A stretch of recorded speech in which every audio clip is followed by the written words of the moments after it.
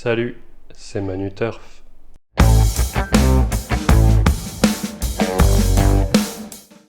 Salut à tous, j'espère que vous allez bien. Aujourd'hui, place au galop, mais avant ça, on passe au débrief. Alors, le cheval d'hier, c'était Leonardo Vici qui nous déçoit quelque peu de sa performance. Le cheval s'est montré très froid. Il prend quand même la 3e place, fort heureusement. Et on est quand même assez content de voir que la place fait quand même 1,60€. C'est presque la cote à laquelle il figurait. Donc sur ce côté-là, c'est quand même vraiment top. Par contre, le cheval, oui, un peu décevant. Maintenant, on se dit qu'il doit encore apprendre. Il est jeune. Il était très froid. Je pense que Thierry Duval d'Estaing va trouver les bons réglages, ça il n'y a aucun doute là-dessus. Et l'outsider c'était Cracus de Guèze, et quand on vous disait qu'on ne comprenait pas la cote d'ouverture, ça a été justifié. Voilà, le cheval assez écrasé d'argent quand même, parce qu'il était aux alentours des 3,5 contre 1. Pour un outsider ça se fait vraiment pas. En tout cas, nous on le jugeait comme tel, et ça a pas loupé. Le cheval s'est montré tendu toute la course, il a fait beaucoup d'extérieur et demande logiquement à souffler vers la fin.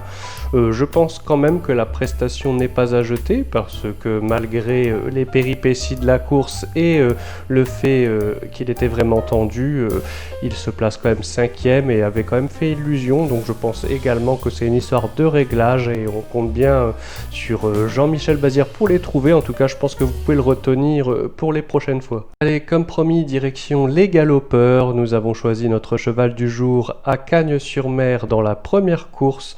Ce sera le numéro 2, Amorcita. Amorcita, c'est une pouliche entraînée par Henri-Alex Pantal, et ce sera Tony Picon qui lui sera associé. Alors que dire si ce n'est qu'elle a l'air de beaucoup se plaire à Cagnes-sur-Mer, et notamment sur le parcours du jour.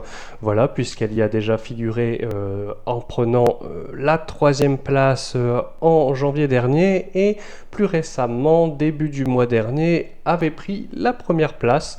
Voilà, conditions assez similaires puisqu'il s'agissait d'un terrain très souple comme aujourd'hui, donc je pense que tous les feux seront au vert.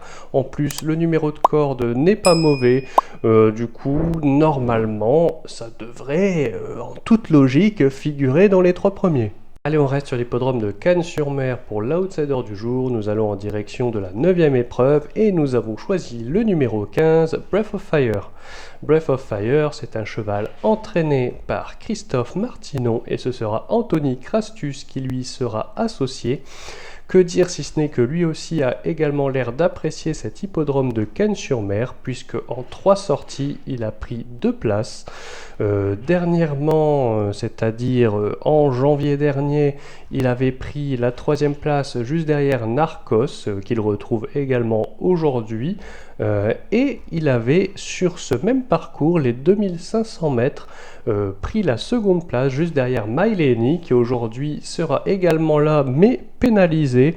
On pense donc que sa situation au poids est plume en plus, donc ça devrait bien lui convenir. On a vu que ce type de terrain très souple devrait également lui convenir. Il trouve un bon numéro de corde par rapport aux dernières sorties, donc nous pensons réellement que toutes ces conditions devraient l'avantager. En tout cas, il a vraiment le droit de prendre une très bonne place, voire même de gagner. Allez, c'est tout pour aujourd'hui, j'espère que vous avez apprécié cette vidéo. Si c'est le cas, n'hésitez pas, like, commentaire, partage si ce n'est pas déjà fait, je me répète beaucoup. On se retrouve demain pour de nouveaux chevaux, mais surtout, n'oubliez pas de rester sage, sinon vous ne pourrez pas valider votre ticket.